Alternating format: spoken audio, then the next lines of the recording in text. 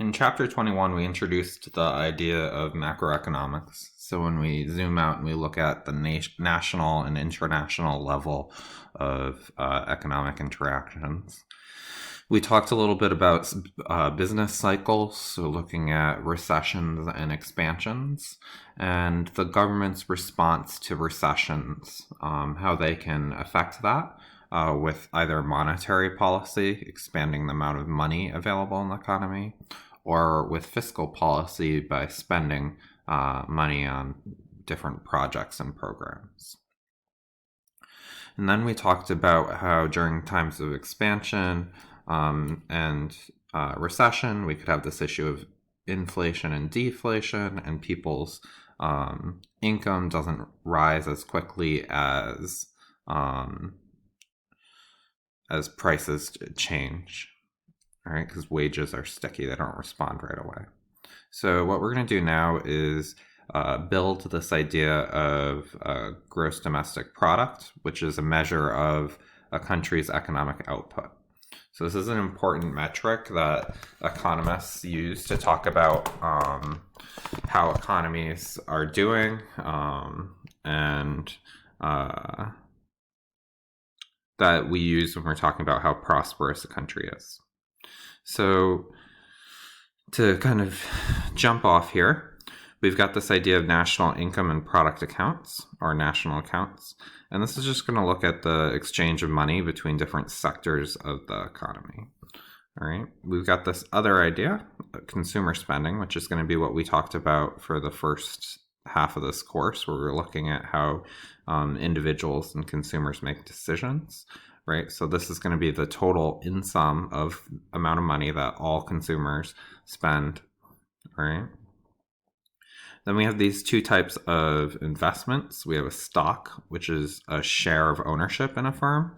All right, so that's where you're buying a percent or a piece of the firm, whereas a bond is an IOU. All right, so that guarantees you get the money back with a certain amount of interest. So you can buy a government bond, or you can buy stock in a company. Then we've got this other idea of government transfers. So this is where the government is spending money, but they're not getting anything in return. So an example of that would be the $1,200 stimulus check that they sent out during COVID-19. Right, everyone received one, but the government didn't get anything in return. Then disposable income is a difference between the money a household has an income, like to spend after their government transfers and taxes. All right, so that's our disposable income. We're thinking about our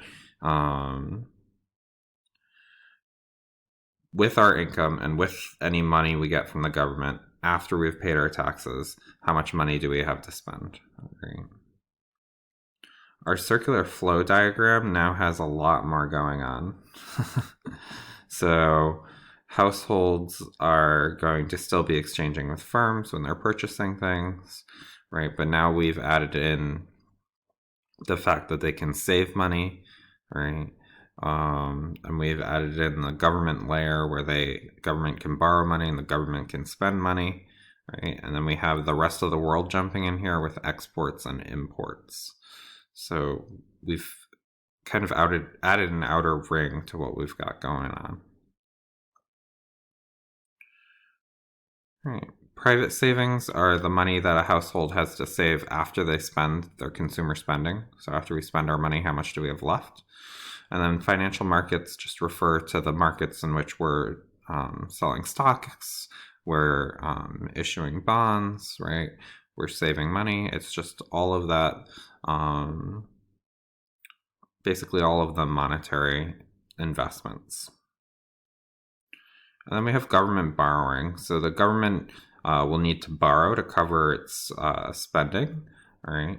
So after it collects taxes and it has a certain amount of revenue, if it spends more than that amount, it's going to need to borrow money. Right. Unlike transfers, the government also purchases goods and services. All right. So this when you're thinking about things that the government purchases, right, you're thinking about like physical items or services the government pays for, all right? So an example, a recent example, under the Defense Production Act, the government purchased a lot of masks and PPE, and then they distributed that among the states. So that's an example of a government purchase. They're buying some good from the private sector. Exports and imports just have to do with our trade with foreign countries, right? I think we're all familiar with those ideas. Inventory refers to the amount of stock we have, right? And then we have investment spending. So this is going to be our spending on physical capital, on buildings and equipment, all right, and on changes in inventory, the amount of goods that we have. So we're thinking about private investment here.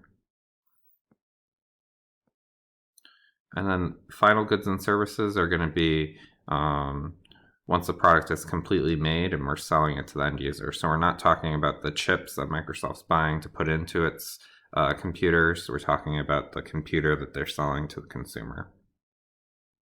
Intermediate goods and services would be like the chip that they're putting into the computer. So it's the piece that they're using to build the final product.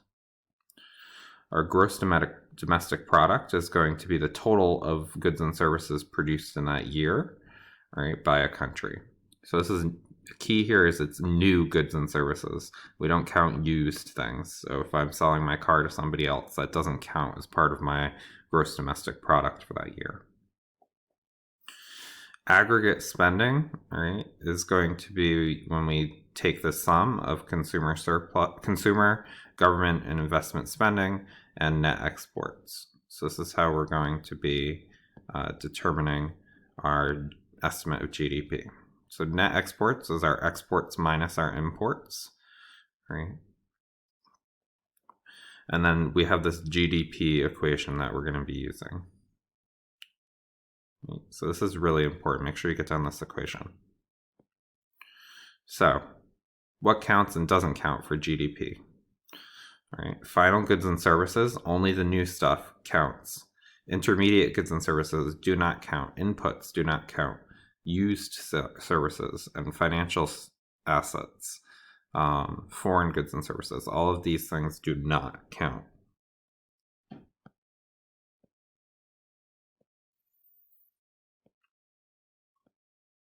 All right.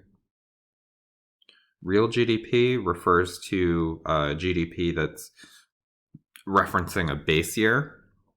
So in order to compare GDP across years, we're going to need to account for inflation. So to do that, we'll establish a base year, and that gives us kind of a comparable metric across years. Whereas nominal GDP just looks at it in terms of the current year's dollars, so we can't compare this year to 20 years ago because money was worth a different amount back then. So we need to account for that in order to get our real GDP if we want to compare GDPs across years. Right. So nominal GDP here would use the quantity times the price for the current year, right? And then real would use the quantity times the price for the base year.